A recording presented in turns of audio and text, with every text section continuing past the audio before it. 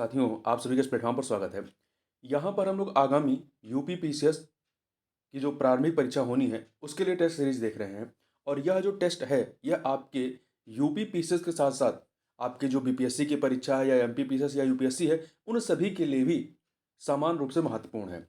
तो हम लोग यहाँ पर ध्येय आईएएस कोचिंग संस्था के द्वारा जो यूपी पीसीएस 2023 का टेस्ट नंबर 6 है, उसको यहाँ पर हम लोग देखेंगे। इसको 2 पार्ट में कवर करेंगे। पहले पार्ट में शुरू के 75 क्वेश्चन को पूरी व्याख्या के साथ देखेंगे और फिर शेष बचे हुए 75 क्वेश्चन को हम लोग नेक्स्ट पार्ट में कवर करेंगे। चलिए प्रारंभ करते हैं। पहला प्रश्न है कि मार्कोसुर एक मुक्त व्यापार संगठन है जो संबंधित है कहां से? तो यह दक्षिणी अमेरिका से संबंधित है। इसकी स्थापना 1951 91 1991 की अशुनशियन की संधि के फलस्वरूप हुई थी। यह दक्षिण अमेरिकी देशों का एक संगठन है। इसमें इसकी शुरुआत जो है 4 देशों से हुई थी। इसमें अर्जेंटीना, ब्राजील, पराग्वे और उरुग्वे शामिल थे।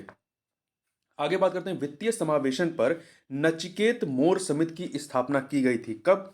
इसको सितंबर 2013 में इसको आरबीआई के द्वारा स्थापित की गई थी। इसके सदस्य कौन थे या बोर्ड के अध्यक्ष कौन थे? नचिकेत मोर की अध्यक्षता में लघु व्यापार एवं कम आय वाले परिवारों के लिए व्यापक वित्तीय सेवाओं हेतु एक समिति का गठन किया गया था। आगे बात करते हैं, 2 कथन दिए गए हैं। कथन कांड वाला प्रश्न है। तो अभिकथन है कि सांविधिक तरलता अनुपात अर्थात एसएलआर दर में कमी बैंकों के पास ऋण योग्य निधि में कमी लाती है। तो यह कथन सही नहीं है। ये ऋण योग्य निधि में मतलब कमी नहीं, वृद्धि लाती है। ठीक है, अगर एसएलआर की दर में कमी होगी तो बैंकों के पास ज्यादा पैसा होगा ऋण देने के लिए। कारण सांविधिक तरलता अनुपात दर में कमी अंतिम रूप से महंगाई दर में वृद्धि लाती है। ठीक है, लोगों के पास ज्यादा पैसा होगा, चीजें ज्यादा खरीदेंगे तो चीजें महंगी भी होंगी। तो इस प्रकार से यहां पर जो कथन है, अभिकथन है, वो गलत है, परंतु कारण सही है। इसलिए आपका डी ऑप्शन जो है वो सही हो जाएगा। आगे बात करते हैं, निम्नलिखित को कालक्रमानुसार पहले से बाद के क्रम में व्यवस्थित करना है। तो देखिए, रिजर्व बैंक का राष्ट्रीयकरण कब किया गया? 1 जनवरी 1949 को, 1949 को। फेरा के स्थान पर फेमा कब आता है? सन 2000 में लाया गया था। ठीक है, एफआरबीएम एक्ट कब आता है? एफआरबीएम एक्ट जो है 2003 में आता है। और 14 प्रमुख वाणिज्यिक बैंकों का राष्ट्रीयकरण कब किया जाता है? तो इसको 1969 में किया जाता है। तो देखिए, सबसे पहले क्या होगा? रिजर्व बैंक का राष्ट्रीयकरण होगा, फिर 14 प्रमुख वाणिज्यिक बैंकों का राष्ट्रीयकरण होगा। ठीक है, तो 1-4, इसके बाद क्या हो जाएगा? इसके बाद फेरा के स्थान पर फेमा आएगा, तो 1-4-2, और फिर सबसे लास्ट में एफआरबीएम एक्ट आएगा 2003 का। तो ये हो जाएगा 1-4-2-3 हो जाएगा। ठीक है, अर्थात आपका सी ऑप्शन सही हो जाएगा। आगे बात करते हैं, भारत में कार्य करने वाले बैंकों को अपनी कुल जमा राशि का कुछ प्रतिशत भाग तरल कोषों के रूप में तथा शेष स्वर्ण व अनुमोदित प्रतिभूतियों के रूप में रखना अनिवार्य है। वर्तमान में 18% है, जिसे क्या कहते हैं? ये आपका वैधानिक तरलता कोषानुपात होता है। वैधानिक तरलता कोषानुपात होता है, एसएलआर। इसी को एसएलआर या सांविधिक तरलता अनुपात कहते हैं, जिसे इंग्लिश में स्टेचुरी लिक्विडिटी रेशियो कहते हैं। ठीक है, क्वेश्चन नंबर 6 देख लेते हैं। यदि करारोपण की दरों को एक सीमा तक कम कर दिया जाए, करारोपण जो टैक्सेशन है उसकी दरों की सीमा तक कम कर दिया जाए, तो सरकार को प्राप्त होने वाले राजस्व में वृद्धि होगी, यह कथन प्रदर्शित करती है। कौन सा? जो लाफर वक्र है, लाफर वक्र, ये प्रदर्शित करती है। देखिए, यदि करारोपण की दरों को एक सीमा तक कम कर दिया जाए तो सरकार को प्राप्त होने वाले राजस्व में वृद्धि होगी, यह कथन लाफर वक्र द्वारा प्रदर्शित किया जाता है। लेकिन यह राजस्व वृद्धि एक सीमा से अधिक कमी किए जाने पर करागत राजस्व में कमी लाएगी। देखिए, जब टैक्सेशन कम किया जाएगा तो जो टैक्स बेस है वो बढ़ जाएगा, जिससे क्या होगा? राजस्व की वृद्धि होगी। आगे बात करते हैं, किसी कंपनी की चुकता पूंजी का वह भाग जो शेयर बाजार में, किसी कंपनी की चुकता जो पेड अप कैपिटल होती है, तो चुकता पूंजी का वह भाग जो शेयर बाजार में क्रय विक्रय के लिए उपलब्ध रहता है, वो क्या कहलाता है? वो फ्लोटिंग स्टॉक कहलाता है। फ्लोटिंग स्टॉक कहलाता है। अगला है, निम्नलिखित युगों में से कौन सा एक सही सुमेलित नहीं है? कमिटी दी गई है और किससे संबंधित कमिटी है वो देखना है। तो पहला है आपका जानकी रमन समिति, ये प्रतिभूति घोटाला से संबंधित है। महाजन समिति चीनी उद्योग से, मीरा सेठ समिति कर सुधार नहीं, मीरा सेठ समिति जो है हथकरघा के विकास से संबंधित, हथकरघा के विकास से संबंधित है, कर सुधार से नहीं, तो सी वाला सही नहीं है। जबकि खुसरो समिति जो है ये कृषि और कृषि साख से संबंधित है, ये सही है। आगे बढ़ते हैं। संघीय बजट के संदर्भ में राजकोषीय घाटा, राजकोषीय घाटा इसे इंग्लिश में फिस्कल डेफिसिट कहते हैं, फिस्कल डेफिसिट कहते हैं, ये क्या होता है? तो देखिए फिस्कल डेफिसिट या राजकोषीय घाटा क्या होता है? कुल व्यय, कुल व्यय जो आप पैसा खर्च होगा, कुल व्यय माइनस, माइनस में क्या हो जाएगा? राजस्व प्राप्तियों और ऋणों की वसूली और विनिवेश प्राप्तियां, इन सभी को जोड़ लीजिए और उसको कुल व्यय में से माइनस कर दीजिए, तो ये आपका राजकोषीय घाटा फिस्कल डेफिसिट आ जाता है। आगे बढ़ते हैं। निम्नलिखित कथनों पर विचार कीजिए। दो कथन दिए गए हैं। पहला है कि भारत में 1960-61 से पूर्व किसी कंपनी की आय पर जो कर लगता था उसे सुपर टैक्स कहते थे। तो बताना है इसमें असत्य कथन कौन सा है, ठीक है, असत्य ढूंढना है। तो ये कथन आपका सही है। दूसरा, वर्तमान में कंपनी की आय या लाभ पर लगने वाला कर जो होता है वो निगम कर या कॉर्पोरेट टैक्स कहलाता है, ये भी सही है। तो पूछा कौन सा असत्य है, तो दोनों में से कोई असत्य नहीं, इसलिए बी ऑप्शन सही हो जाएगा। आगे बात करते हैं निम्नलिखित में से कौन सा एक युग्म सही सुमेलित नहीं है राष्ट्र और उससे संबंधित मुद्रा के बारे में। तो देखिए, बांग्लादेश की मुद्रा टका है, यूएई की मुद्रा दिनार, यूएई की मुद्रा दिनार नहीं है, यहाँ की मुद्रा क्या है? दिरहम है। यूएई की, संयुक्त अरब अमीरात की मुद्रा दिरहम है, दिनार नहीं है, ठीक है। जबकि चीन की युआन है और थाईलैंड की बाहत है, तो बी ऑप्शन आपका सही सुमेलित नहीं है। आगे बढ़ते हैं। क्वेश्चन नंबर 12, निम्नलिखित कथनों पर विचार कीजिए। दो कथन दिए गए हैं, बताना है इनमें से कौन सा कथन सत्य है। पहला, मुद्रास्फीति जो है, मुद्रास्फीति एक गणितीय युक्ति है जिससे बाजार में मुद्रा के फैलाव एवं वस्तुओं की कीमतों में वृद्धि को मापा जाता है, यह कथन सत्य है इन्फ्लेशन के बारे में। दूसरा, भारत में मुद्रास्फीति की माप का सर्वाधिक प्रचलित माप उपभोक्ता मूल्य सूचकांक के आधार पर किया जाता है, यह कथन गलत है। उपभोक्ता मूल्य सूचकांक के आधार पर नहीं किया जाता है, बल्कि थोक मूल्य सूचकांक के आधार पर किया जाता है, थोक मूल्य सूचकांक के आधार पर किया जाता है, इसलिए पहला सही है, दूसरा गलत है, इसलिए बी ऑप्शन आपका सही हो जाएगा। आगे बढ़ते हैं। निम्नलिखित कथनों में से असत्य कथन का चयन करना है, कौन सा कथन सही नहीं है। पहला, भारत एक मिश्रित अर्थव्यवस्था वाला राष्ट्र है, सही है। भारत एक श्रम आधिक्य वाली अर्थव्यवस्था है, यह भी सही है, यहां श्रम की बहुलता है।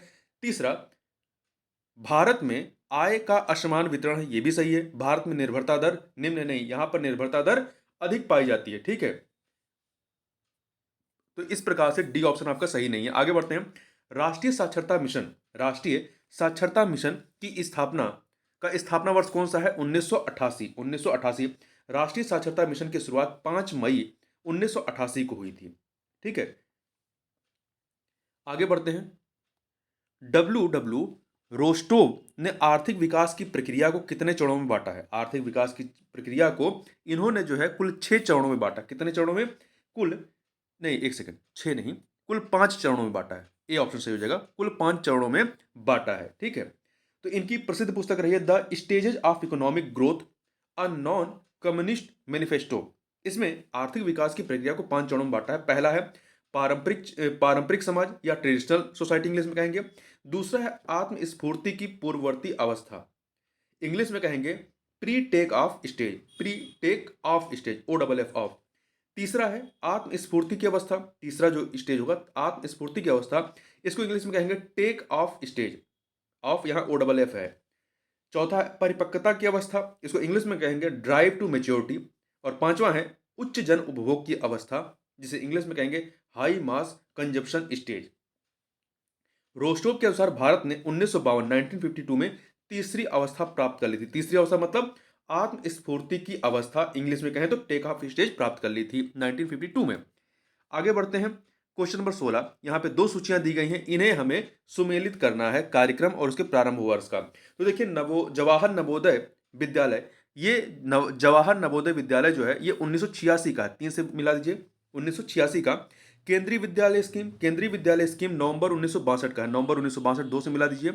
कस्तूरबा गांधी विद्यालय ये 20 जुलाई 2004, 20 जुलाई 2004 का है, 1 से मिला दीजिए। राष्ट्रीय बाल भवन जो है ये 1956 का है, 1956 का है, तो 4 से मिला दीजिए। तो आपका 3214 3214 बी ऑप्शन आपका सही होगा। आगे बढ़ते हैं, क्वेश्चन नंबर 17 पे चलते हैं। निम्नलिखित में से कौन सा एक युग्म जो है सही सुमेलित नहीं है? कौन सा सही सुमेलित नहीं है? देखिए, अमृत मिशन ये 25 जून 2005 15 से प्रारंभ हो गया, अमृत मिशन, ठीक है, अमृत मिशन। दूसरा, प्रधानमंत्री जीवन ज्योति बीमा योजना, ये 9 मई 2015 को प्रारंभ होती है, ये सही है।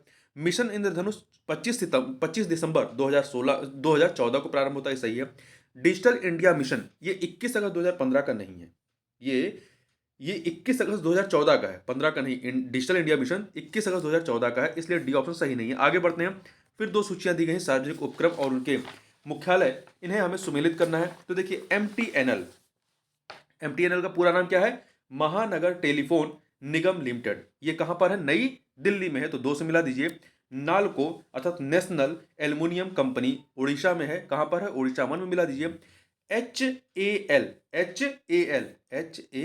ये क्या है? हिंदुस्तान एरोनॉटिकल लिमिटेड, ये बेंगलुरु में है, तो चार से मिला दीजिए।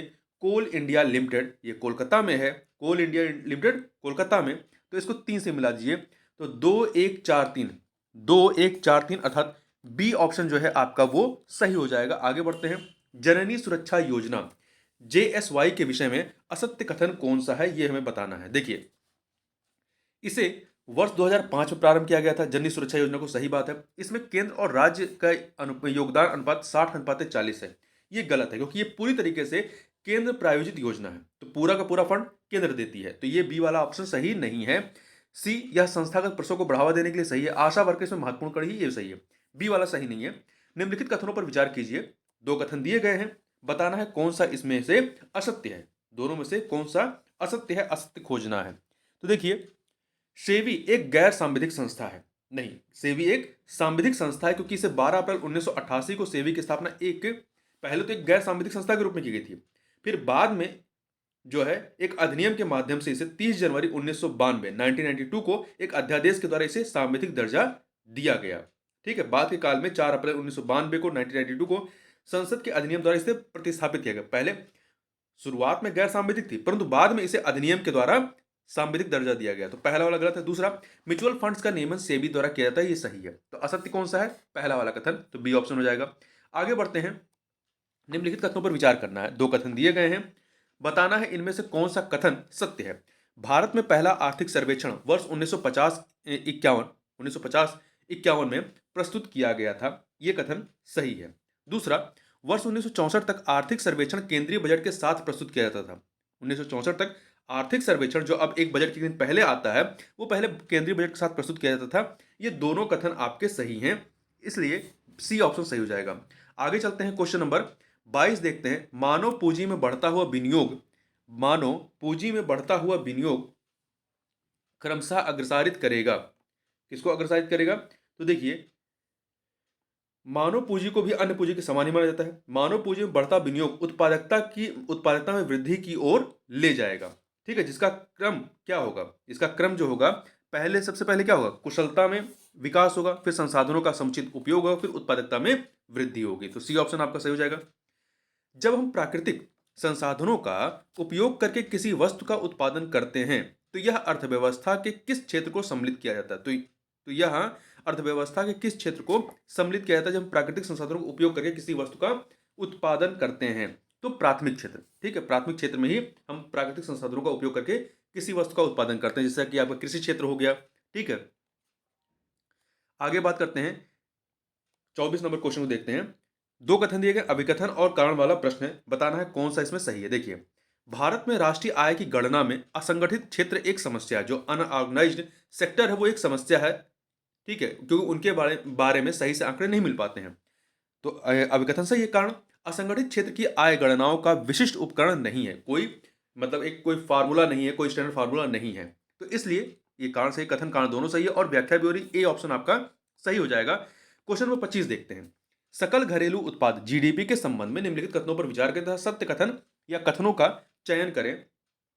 तो यहां पर दो कथन दिए गए हैं, बताना है इनमें से कौन सा सत्य है। तो पहला है, यह किसी देश की सकल घरेलू उत्पाद जीडीपी, ग्रास डोमेस्टिक प्रोडक्ट के बारे में बात हो रही है, या किसी देश की सीमा के अंदर सामान्यतः एक वर्ष में उत्पादित अंतिम वस्तुओं, ठीक है, ध्यान रखिएगा वर्ड पे, अंतिम वस्तु तथा सेवाओं का मौद्रिक मूल्य होता है, ठीक है। तो ये सही है, पहला कथन आपका जो है वो सही है। दूसरा, यह सदैव आवश्यक है कि संपूर्ण जीडीपी देशवासियों की उत्पादित सेवाओं का ही परिणाम है। ऐसा जरूरी नहीं है, क्योंकि घरेलू सीमा के भीतर आपका कोई विदेशी भी यदि यहाँ पे अगर कोई काम कर रहा है तो उसकी भी जो उत्पादकता है वो आपके जीडीपी में ही शामिल होगी। ठीक है, तो कोई जरूरी नहीं कि वो यहाँ का नागरिक हो उसी की उत्पादकता को लेंगे। तो पहला वाला कथन आपका सही है, दूसरा वाला गलत है, तो ए ऑप्शन आपका सही हो जाएगा। आगे बढ़ते हैं, क्वेश्चन नंबर 26 देखते हैं। क्वेश्चन नंबर 26 क्या है? भारतीय खाद्य निगम की स्थापना किस पंचवर्षीय योजना के दौरान की गई थी? तो इसकी स्थापना तृतीय पंचवर्षीय योजना, जो कि 1961 1961 से लेकर के 1966 तक चलती है, इसमें स्थापित की गई थी भारतीय खाद्य निगम तथा कृषि कीमत आयोग के नाम से 1965 1965 में। ठीक है, इसकी स्थापना की गई थी। भारतीय खाद्य निगम तथा कृषि कीमत आयोग, इन दोनों की स्थापना जो है 1965 में तृतीय पंचवर्षीय योजना के तहत की गई थी। आगे बात करते हैं, निम्न में से कौन देश में आर्थिक गतिविधि को बढ़ावा देने के लिए सरकार की एक गहन सकारात्मक कार्रवाई है? कौन सी है इसमें? तो देखिए, राजकोषीय प्रोत्साहन फिस्कल स्टिमुलस जो होता है, ये एक सकारात्मक कार्रवाई है। इससे तात्पर्य क्या है कि सरकार द्वारा खर्च बढ़ाना, करों में कटौती, या दोनों, मतलब दोनों कर सकती है, खर्च भी बढ़ा दे और करों में कटौती कर दे। घरों और वस्तुओं सेवाओं के लिए व्यवसायों की मांग को बढ़ाना, यह निजी क्षेत्र से आय और आर्थिक प्रतिक्रिया के लिए लक्षित वित्तीय नीति को संदर्भित करती है। आगे बढ़ते 1949 में 1949 में भारत सरकार द्वारा नियुक्त राष्ट्रीय आय समिति में निम्न में से कौन सम्बंधित नहीं है? 1949 में भारत सरकार द्वारा नियुक्त राष्ट्रीय आय समिति में कौन निम्न में से कौन संबंधित नहीं है? तो देखिए, PC Mahalanobis, B K R V Rao, doctor R Gadgil ये सभी सम्मिलित थे इसमें, परंतु इसमें सी आर राव सम्मिलित नहीं थे। ठीक है, सी आर राव का इससे संबंध नहीं है, ये वैज्ञानिक रहे हैं। और ये जो 1949 में भारत सरकार द्वारा नियुक्त राष्ट्रीय आय समिति थी, इसके अध्यक्ष कौन थे? पीसी महालनोबिस, और दो अन्य सदस्य थे, डॉक्टर आर गाडगिल और B K R V Rao. तो यहां पर डी ऑप्शन आपका सही हो जाएगा। आगे बढ़ते हैं, नीचे दो कथन दिए गए, अभिकथन और कारण वाला प्रश्न है, बताना है कौन सा सही है। 24 दिसंबर भारत में राष्ट्रीय उपभोक्ता दिवस के रूप में मनाया जाता है। सही है, कारण 24 दिसंबर 1986 को ही संसद द्वारा उपभोक्ता संरक्षण अधिनियम पारित किया गया था। तो कथन कारण दोनों सही है और व्याख्या भी हो रही, ए ऑप्शन आपका सही हो जाएगा। आगे बढ़ते हैं, क्वेश्चन नंबर 30 देखते हैं। निम्नलिखित में से कौन सा एक युग में सही सुमेलित नहीं है शहर और उससे निर्यातित वस्तु के संबंध में? देखिए, पंजिम शहर से रबर उद्योग, अंकलेश्वर से रसायन, भोपाल से कीटनाशक, मुरादाबाद से होजरी का सामान नहीं जाता, मुरादाबाद से ब्रॉशवेयर, हैंडीक्राफ्ट, धातु पत्र, ये इसका निर्यात होता है, होजरी का नहीं, कपड़े का नहीं। तो डी वाला आपका सही सुमेलित नहीं है। आगे बढ़ते हैं, 31 नंबर क्वेश्चन देखते हैं। निम्नलिखित युग्मों में से कौन सा या से एक सही सुमेलित है? संस्था और स्थापना वर्ष। तो देखिए, अखिल भारतीय हथकरघा बोर्ड की स्थापना 1950 में होती है, खादी एवं ग्रामोद्योग आयोग की स्थापना 1956 में होती है, भारतीय लघु उद्योग विकास बैंक की स्थापना 1990 में होती है। तो तीन के तीनों कथन यहां पर सही हैं, इसलिए ए ऑप्शन सही हो जाएगा। डब्ल्यूटीओ के नियमों के अनुसार किस प्रकार की सब्सिडी को धीरे धीरे समाप्त किया जाना चाहिए? तो देखिए, डब्ल्यूटीओ के नियम के अनुसार एम्बर्स बॉक्स सब्सिडी को धीरे धीरे समाप्त किया जाना चाहिए। देखिए, ब्लू बॉक्स सब्सिडी ये शर्त आधारित सब्सिडी होती है, ग्रीन बॉक्स सब्सिडी ये सब्सिडी अनुमति, इसके लिए कोई मतलब शर्त नहीं होती है। रेड बॉक्स सब्सिडी इसको तुरंत, कृषि को छोड़ करके इस तरह की सब्सिडी को तुरंत समाप्त करना चाहिए। आगे बढ़ते हैं, निम्नलिखित में से किस औद्योगिक नीति में उद्योगों को संयुक्त क्षेत्रों में विभाजित किया गया था? संयुक्त क्षेत्रों में विभाजित किया गया था। तो 1956 का जो औद्योगिक नीति थी 1956 की, ठीक है, जिसे कह सकते हैं दूसरी औद्योगिक नीति या सेकेंड इंडस्ट्रियल पॉलिसी, जो कि 30 अप्रैल 1956 को इसकी घोषणा की गई थी। इसके द्वारा उद्योगों को सार्वजनिक, निजी एवं संयुक्त क्षेत्रों में विभाजित किया गया था। आगे बढ़ते हैं, निम्नलिखित पर विचार कीजिए और इन योजनाओं का सही कालक्रम के अनुसार व्यवस्थित कीजिए। चार योजनाएं हैं। देखिए, आपका मेक इन इंडिया कार्यक्रम सितंबर 2014 का है, सितंबर 2014 का है। प्रधानमंत्री जनधन योजना ये अगस्त 2014 का है। ठीक है, इसके बाद प्रधानमंत्री उज्ज्वला योजना, प्रधानमंत्री उज्ज्वला योजना, ये मई 2016 का है, मई 2016 का है। ठीक है, तो इस प्रकार आप देखेंगे तो सबसे पहले कौन सा आएगा? सबसे पहले प्रधानमंत्री, एक सेकेंड, हाँ, सबसे पहले प्रधानमंत्री जनधन योजना, क्योंकि ये अगस्त 2014 का है। इसके बाद आपका आएगा मेक इन इंडिया, अक्टूबर 2014 का, तो 1। इसके बाद आपका आ जाएगा 2 1 के बाद चौथे नंबर का सांसद आदर्श ग्राम योजना। सांसद आदर्श ग्राम योजना ये कब की है? अक्टूबर 2014 की। और सबसे लास्ट में प्रधानमंत्री उज्ज्वला योजना, ये मई 2016 की। तो 2143 ए ऑप्शन।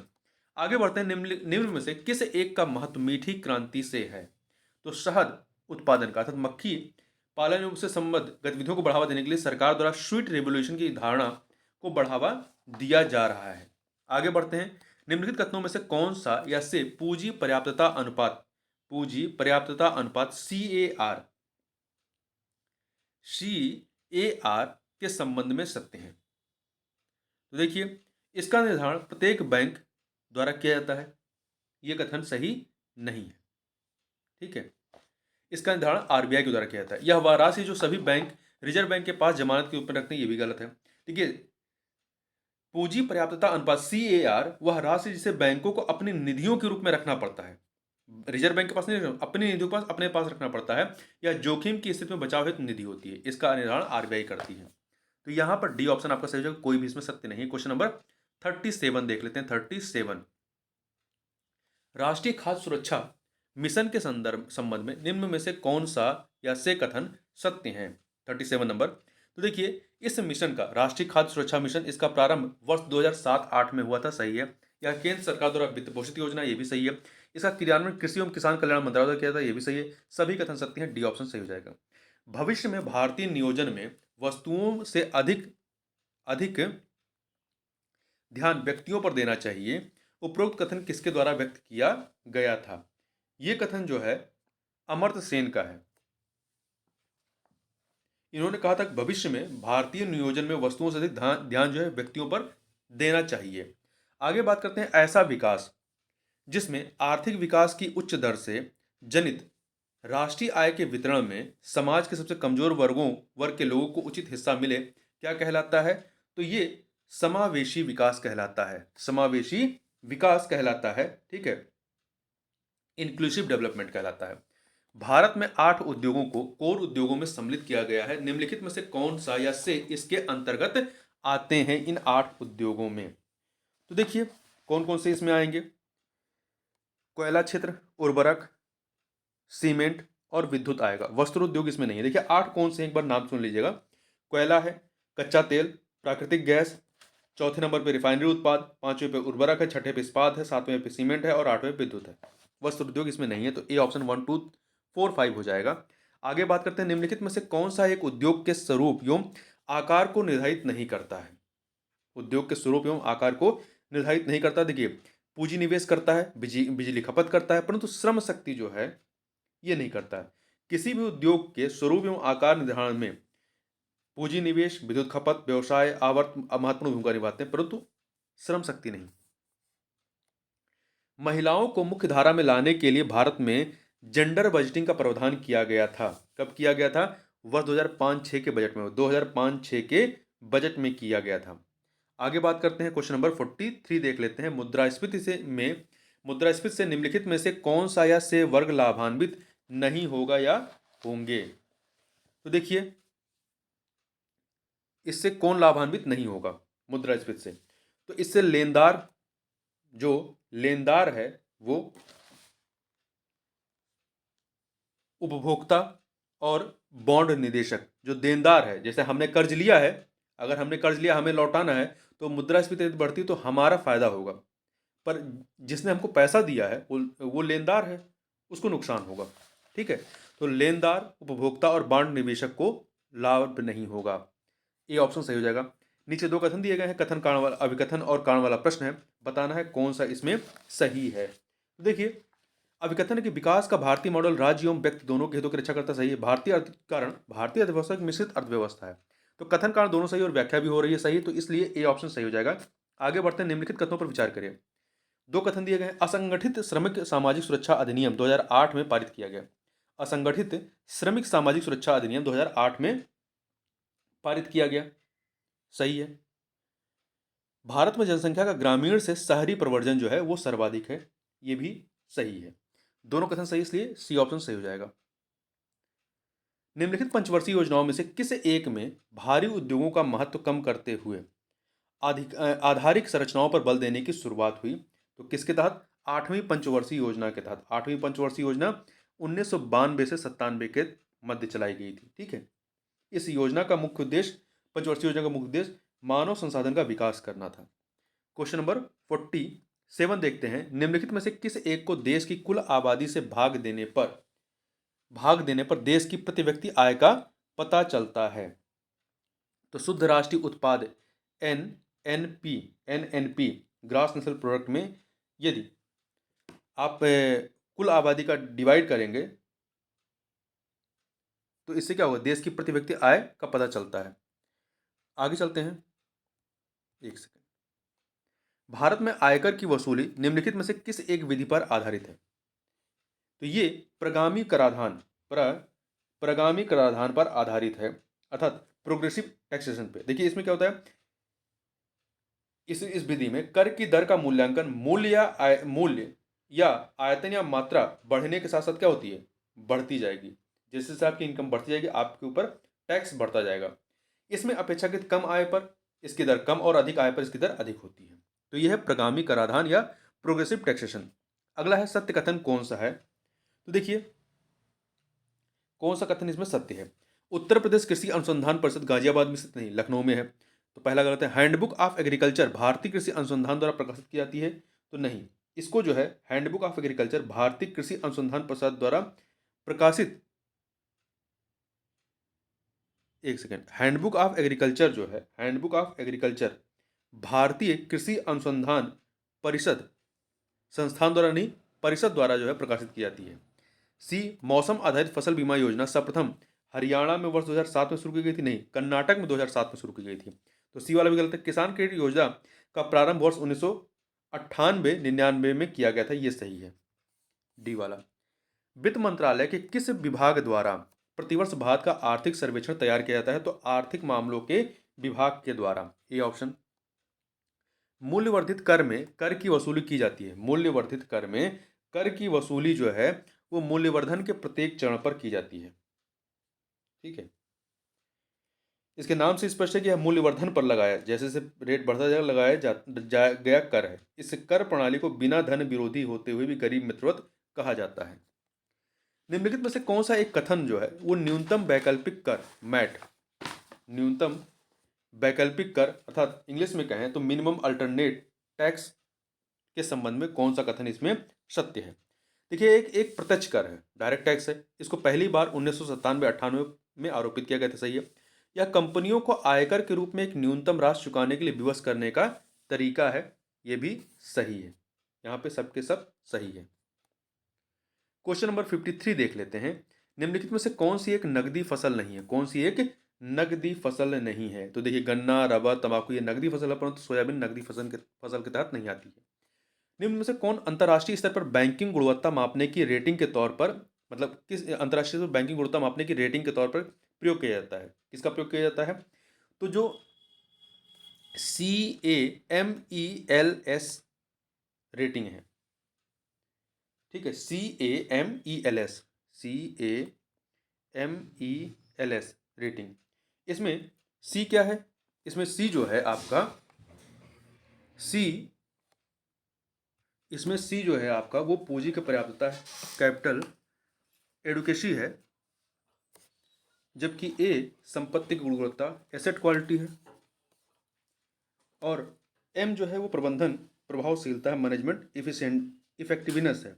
ई कमाई है, अर्निंग। और एल तरलता अर्थात लिक्विडिटी है। और एस जो है वो बाजार जोखिम के प्रति संवेदनशीलता या सेंसिटिविटी है। तो बी वाला आपका सही हो जाएगा। आगे बढ़ते हैं। भारत की वह कंपनी जिसके पास लोगों की क्रेडिट प्रोफाइल है जिसके आधार पर ग्राहक का क्रेडिट स्कोर अल्प समय में ही प्राप्त किया जा सकता है, तो ये है क्या है? Civil, CIVIL civil. इसका पूरा नाम क्या है? Credit information bureau of India. आगे बढ़ते हैं, विदेशों में स्थित विदेशी बैंकों के साथ विदेशी मुद्रा में भारतीय बैंकों द्वारा रखे गए खाते को क्या कहा जाता है? तो इसे जो है नेस्ट्रो खाता, कौन सा खाता? नेस्ट्रो खाता कहा जाता है। ठीक है, नेस्ट्रो खाता कहते हैं। आगे चलते हैं, अगला है, निम्नलिखित में से कौन एक पूंजी निर्माण की आवश्यक दशा नहीं है? कौन सा एक पूंजी निर्माण की आवश्यक दशा नहीं है? तो इसमें देखें, जो विनिवेश है ये पूंजी निर्माण की या इसे क्या कहते हैं? डिस इन्वेस्टमेंट है ये। ठीक है, तो ये पूंजी निर्माण की आवश्यक दशा नहीं है। वह प्रक्रिया जिसके द्वारा किसी अर्थव्यवस्था में पूंजी स्टॉक में वृद्धि लाई जाती है उसे हम पूंजी निर्माण कहते हैं। इसमें बचत के गतिशीलन की वित्तीय संस्थाएं तथा विनियोग पूंजी निर्माण की 3 आवश्यक दशाएं होती हैं, जबकि विनिवेश इसमें सम्मिलित नहीं है। और पूंजी निर्माण किसी देश के आर्थिक विकास की अनिवार्य शर्त होती है। आगे बढ़ते हैं, 58 नंबर क्वेश्चन देखें। तो 58 में दो कथन दिए गए, बताना है इनमें से कौन सा सही है। तो पहला, भूमि विकास बैंक ग्रामीण शाखा की दीर्घकालीन आवश्यकता की पूर्ति करते हैं, ये सही है। दूसरा, दीर्घकालीन शाखा का ढांचा सभी राज्यों में एक समान नहीं, सभी राज्यों में अलग अलग है। ठीक है, एक समान नहीं है, और इनको नाबार्ड के द्वारा पुनर्वित्त की सुविधा प्राप्त होती है, ये जो भूमि विकास बैंक है। तो ए ऑप्शन इसमें सही है, मतलब में पहला कथन सही, दूसरा गलत, तो ए ऑप्शन सही हो जाएगा। 59 नंबर क्वेश्चन देखते हैं। ये क्या है कि मुद्रा की क्रय शक्ति मूल्य स्तर के व्युत्क्रम में होती है। ठीक है, मुद्रा की क्रय शक्ति मूल्य स्तर के व्युत्क्रम में होती है। जब मूल्य स्तर बढ़ता है तो मुद्रा की क्रय शक्ति में क्या होती है? गिरावट होती है। मूल्य स्तर में कमी मुद्रा के मूल्य में वृद्धि को प्रदर्शित करती है। आगे बढ़ते हैं, 60 नंबर क्वेश्चन, निम्नलिखित पर विचार कीजिए। तो यहाँ पर 4 चीजें दी गई हैं, हमें बताना है देश की वृद्धि में कौन सा या से आर्थिक तत्व हैं। तो देखिए, पूंजी निर्माण, संगठन और तकनीकी नवाचार, वैज्ञानिक घटक नहीं। तो इसमें 1, 3, 4 अर्थात बी ऑप्शन जो है वो सही हो जाएगा। आगे बढ़ते हैं, नीचे 61 नंबर क्वेश्चन, अभिकथन और कारण वाला प्रश्न है। अभिकथन क्या है कि राजकोषीय उपायों में उतनी आसानी से परिवर्तन नहीं किया जा सकता है जितनी आसानी से मौद्रिक उपायों में। सही है। कारण क्या है? राजकोषीय नीति का निर्धारण सरकार की बजट नीति के अधीन होती है, जिसके लिए संसद की स्वीकृति आवश्यक होती है। ठीक है, तो कथन सही है और कारण भी सही है और व्याख्या भी हो रही है, इसलिए ए ऑप्शन जो है आपका सही हो जाएगा। क्वेश्चन नंबर 62 देखते हैं, निम्नलिखित में से कौन एक मांग प्रेरित मुद्रास्फीति का कारक नहीं हो सकता है? मांग प्रेरित मुद्रास्फीति का कारक, या इसे कहते हैं डिमांड पुल इन्फ्लेशन का कारण नहीं हो सकता है। देखिए, मुद्रा की पूर्ति में वृद्धि हो सकता है, लोगों द्वारा किए जाने वाली बचत में कमी ये भी हो सकता है, परंतु कच्चे माल की कीमत में वृद्धि ये मांग प्रेरित मुद्रास्फीति का कारक नहीं हो सकता है। ठीक है, और सार्वजनिक व्यय में वृद्धि ये हो सकता है। तो यहाँ पे सी वाला ऑप्शन सही नहीं है। आगे चलते हैं, क्वेश्चन नंबर 63 देखते हैं। 2 सूचियां दी गई हैं, समिति और उसके विषय बताना है, इसमें इनको सुमेलित करना है। तो देखिए, रंगराजन समिति का संबंध विनिवेश से है, 3 से मिला दीजिए। नरसिम्हन समिति का संबंध जो है वित्तीय क्षेत्र सुधार से है, तो 4 से मिला दीजिए। इसको 4 से मिलाइए। केलकर समिति का संबंध कर सुधार से है, 1 से मिला दीजिए। मल्होत्रा समिति का संबंध जो है बीमा सुधार से है, तो 2 से मिला दीजिए। तो 3, 4, 1, 2, 3, 4, 1, 2 अर्थात ए ऑप्शन जो है आपका वो सही है। क्वेश्चन नंबर 64 देखिए, वह ब्याज दर जिस पर भारतीय रिजर्व बैंक द्वारा अपने ग्राहकों को दीर्घावधि ऋण प्रदान किया जाता है उसे क्या कहते हैं? उसे बैंक दर कहते हैं। ठीक है, वह ब्याज दर जिस पर भारतीय रिजर्व बैंक द्वारा अपने ग्राहकों को, उसके ग्राहक कौन होते हैं? बैंक होते हैं, तो अपने ग्राहकों को दीर्घावधि ऋण प्रदान किया जाता है उसे बैंक दर कहते हैं, बैंक रेट। आगे बढ़ते हैं, भारतीय रिजर्व बैंक द्वारा साख एवं मौद्रिक नीति को गतिशील बनाए रखने हेतु निम्नलिखित में से कौन सा या से उपाय किया जाता है या किए जाते हैं? देखिए, call money market, open market operation, liquidity adjustment facility, ये सभी के सभी जो है उपाय किए जाते हैं। तो डी वाला ऑप्शन आपका सही हो जाएगा, उपरोक्त सभी। अगला है, निम्नलिखित में से कौन सा युग्म सही सुमेलित नहीं है सिद्धांत और उसके प्रतिपादक में? तो देखिए, व्यय कर का सिद्धांत एन केल्डार ने दिया था, जीरो बेस बजटिंग का पीटर पायर ने दिया था, क्षतिपूरक राजकोषीय सिद्धांत एडॉल्फ वैगनर ने दिया था। नहीं, ये सिद्धांत जो है जॉन मेनार्ड कीन्स ने दिया था। तो सी वाला सही नहीं है, टोबिन टैक्स जेम्स टोबिन ने दिया था। क्वेश्चन नंबर 67 देखते हैं, स्थापना वर्ष के अनुसार निम्न को बढ़ते हुए क्रम में व्यवस्थित करना है। तो देखिए, यूटीआई मतलब भारतीय यूनिट ट्रस्ट, इसकी स्थापना फरवरी 1964 में हुई थी। भारतीय क्षेत्रीय ग्रामीण बैंक, इसकी स्थापना जो है 1975 में होती है, 1975 में। आईडीबीआई अर्थात भारतीय औद्योगिक विकास बैंक, इसकी स्थापना 1964 में। देखिए, यूटीआई की भी स्थापना 64 में है और इसकी भी। तो यूटीआई की स्थापना जो है फरवरी 1964 में है और भारतीय औद्योगिक विकास बैंक की जुलाई 1964 है। आईआरडीए इरडा, इसकी स्थापना अप्रैल 2000 में होती है, अप्रैल 2000 में होती है। तो इसको सुमेलित करेंगे, मतलब क्रम से लगाएंगे, तो 1 3 2 4, 1 3 2 4 अर्थात यूटीआई, फिर आईडीबीआई, फिर क्षेत्रीय ग्रामीण बैंक और सबसे लास्ट में आईआरडीए इरडा हो जाएगा। आगे बात करते हैं, निम्नलिखित में से किस एक समिति की सिफारिश को स्वीकार करते हुए सरकार द्वारा क्षेत्रीय ग्रामीण बैंकों की स्थापना को बंद कर दिया गया? तो केलकर समिति की 1987 में केलकर समिति की सिफारिशों को मानते हुए यह काम किया गया था। आगे बढ़ते हैं, अक्टूबर 1975 को क्षेत्रीय ग्रामीण बैंकों की स्थापना का प्रमुख उद्देश्य क्या था? प्रमुख उद्देश्य क्या था? तो देखिए, पहला, ग्रामीण इलाकों में बचत को प्रोत्साहित करना, सही है। ग्रामीण क्षेत्रों में उत्पादक गतिविधियों में सहयोग देना, यह भी सही है। ग्रामीण इलाकों में साहूकारों के चंगुल से लोगों को मुक्त कराना, यह भी सही है। तीन के तीनों कथन यहाँ पर सही है, तीनों उद्देश्य थे। तो डी ऑप्शन आपका सही हो जाएगा। जो क्षेत्रीय ग्रामीण बैंक है, इसकी स्थापना 2 अक्टूबर 1975 को की गई थी। आगे बढ़ते हैं, वित्तीय स्थिरता एवं विकास परिषद, जिसकी स्थापना दिसंबर 2010 में हुई थी, का अध्यक्ष कौन होता है? तो इसका अध्यक्ष जो है वो केंद्रीय वित्त मंत्री होते हैं। इस परिषद में आरबीआई गवर्नर भी होते हैं, परंतु इसका जो अध्यक्ष होता है वो वित्त मंत्री होते हैं। पंचायतों के प्रशासनिक लेखा कार्य हेतु पंचायत मित्र योजना का उत्तर प्रदेश में शुभारंभ कब हुआ? तो इसका शुभारंभ फरवरी 2006 से किया गया था। पंचायत मित्र का शुभारंभ, ये जो योजना थी, फरवरी 2006 से प्रारंभ की गई थी उत्तर प्रदेश में। क्वेश्चन नंबर 72 देखते हैं, निम्नलिखित में से किन दो वैश्विक संस्थाओं को ब्रेटन वुड्स जुड़वा कहा जाता है? तो विश्व बैंक और आईएमएफ को, अंतर्राष्ट्रीय मौद्रिक बैंक को, जिनकी स्थापना 1994 में 1994 में, नहीं 1994 में नहीं हुई थी। तो ये दोनों जो है, इन्हें ही जो कहते हैं ब्रिटेन वुड्स जुड़वा कहा जाता है। आगे चलते हैं, विश्व बैंक से संबंधित निम्नलिखित में से किस आर्थिक संस्थान को विश्व बैंक की उदार खिड़की भी कहा जाता है? तो जो अंतर्राष्ट्रीय विकास एजेंसी है, अंतर्राष्ट्रीय विकास एजेंसी, इंटरनेशनल डेवलपमेंट एजेंसी, इसको कहा जाता है। आगे बढ़ते हैं, निम्न पर विचार कीजिए, 4 चीजें दी गई हैं, बताना उपरोक्त में से कौन सी मद राजकोषीय नीति के अंतर्गत सम्मिलित है? कौन सी राजकोषीय नीति के अंतर्गत? तो सार्वजनिक आय, सार्वजनिक व्यय, ऋण संबंधी प्रक्रियाएं, हीनार्थ प्रबंधन, ये सभी के सभी जो है राजकोषीय नीति के तहत, जो फिस्कल पॉलिसी उसके तहत आती हैं। तो ए ऑप्शन आपका सही हो जाएगा। आगे बढ़ते हैं, 75 नंबर क्वेश्चन, निम्नलिखित कथनों में से कौन सा एक मौद्रिक नीति के संबंध में सत्य नहीं है? तो देखिए, मौद्रिक नीति के संबंध में, मॉनेटरी पॉलिसी के, इसका निर्धारण एवं संचालन केंद्रीय बैंक द्वारा किया जाता है, सही है। यह अर्थव्यवस्था के संगठित एवं असंगठित दोनों क्षेत्रों को प्रभावित करता है, नहीं, यह संगठित क्षेत्र को प्रभावित करता है, असंगठित क्षेत्र को नहीं। तो बी वाला सही नहीं है। इसका प्रभाव परोक्ष रूप से पड़ता है, सही है। तो यहाँ पर बी वाला सही नहीं है, बाकी दोनों कथन सही है। तो इस प्रकार से इस वीडियो में बस इतना ही, मिलते हैं नेक्स्ट वीडियो में, तब तक के लिए बहुत बहुत धन्यवाद।